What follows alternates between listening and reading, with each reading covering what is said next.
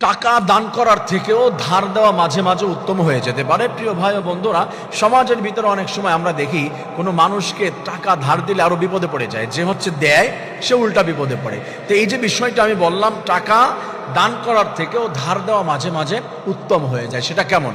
যেমন রাসূল করিম সাল্লাল্লাহু আলাইহি ওয়াসাল্লাম জানিয়ে দিয়েছেন, কাউকে যদি টাকা ধার দেয়, কাউকে যদি লেন দেয়, ওই ব্যক্তি কাউকে যদি টাকা পয়সা দেয় আর সেটা কর্জে হাসানা দিতে পারে, আমি আল্লাহ তাআলা শিক্ষা দিয়েছে, রব্বুল আলামিন প্রত্যেকটি টাকার বিনিময়ে সদকা করার সওয়াব দান করে দেয়। আর আমি বললাম হচ্ছে যে টাকা মানুষকে ধার দেওয়া থেকে, এই দান করা থেকেও ধার দেওয়া অনেক উত্তম হয়ে যাবে। কারণ হচ্ছে কোনো মানুষ যখন বিপদের মধ্যে পড়ে যায়, আপনি যদি তাকে একটু হেল্প করতে পারেন, তার পাশে একটু দাঁড়াতে পারেন, দান করেছেন আপনি, এই দানটা কবুল হবে কিনা কোনো গ্যারান্টি নাই, কারণ নিয়তের ভিতরে প্রবলেম থাকলে কবুল হবে না। কিন্তু ধার দেওয়া এটা তো নিয়তের কিছু না, সরাসরি দিয়ে দিয়েছেন, একটা বিপদের মধ্যে পড়ে গিয়েছে ওই বেচারা, ওই সমস্যা থেকে আপনার টাকার মাধ্যমে উদ্ধার হতে পারে যদি, তাহলে আল্লাহ রাব্বুল আলামিন আপনাকেও সমস্ত বিপদ আপদ থেকে মুক্ত রাখবেন এবং সদকা করার থেকেও আল্লাহ তাআলা বেশি সওয়াব দান করে দিবে। কিন্তু সমাজের ভিতরে আসলে দেখা যায় যে মানুষকে মানুষ টাকা দিতে চায় না, কারণ হচ্ছে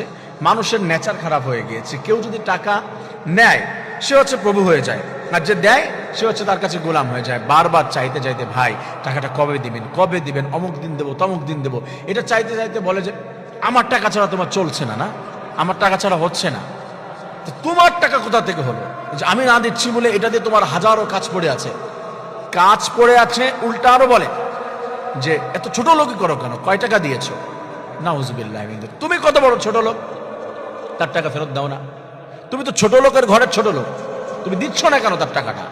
তোমাকে দিয়ে বেচারা বিপদের ভিতরে পড়ে গিয়েছে, তোমাকে টাকাটা দিয়েছে, সে বিপদের সময় উদ্ধার করেছে তোমাকে। টাকা নেওয়ার পরে যদি কেউ না দেয়, কেউ ঘুরায়, এটার কারণে, কথা দুই করার কারণে জাহান্নামের নিকৃষ্ট জায়গায় নিক্ষিপ্ত হবে। আল্লাহ তাআলা কি বলছেন তার হাবিবের মাধ্যমে? বলেছেন, আয়াতুল মুনাফিকি সালাসাতুন, ইযা হাদ্দাসা কাযাবা ওয়া ইযা ওয়া'আদা আখলাফা ওয়া ইযা তুমিনা খানা। কোন মানুষের আমানত নিয়ে যদি সেটা ঠিক না রাখে, মিথ্যা কথা বলে, ওয়াদা দিয়ে সেটা খিলাফ করেছে, আজকে দিব কালকে দেব এই কথা বলে লেট করেছে, এটার কারণে সে মুনাফিক হয়ে যাবে। এবং ইন্নাল মুনাফিকিনা ফিদ দারকিল আসফালি মিনান নার, নিকৃষ্ট জায়গায় নিক্ষিপ্ত হবে জাহান্নামের মুনাফিক। আমার প্রিয় ভাই ও বন্ধুরা, এই জন্য বলছি, এটার থেকে দূরে এসে যারা হচ্ছে লেনদেন ভালো, এদেরকে আমরা অনেক সময় ধার দিতে পারি, টাকা দিতে পারি, এটার মাধ্যমে আল্লাহ রাব্বুল আলামিন ওই যে টাকাগুলি সদকা করলে যে সওয়াব, সেই সওয়াব দান করে দিবেন। সুবহানাল্লাহ। রাব্বুল আলামিন সুন্দর আমলটা আমাদের করার তৌফিক দান করুন, আমিন।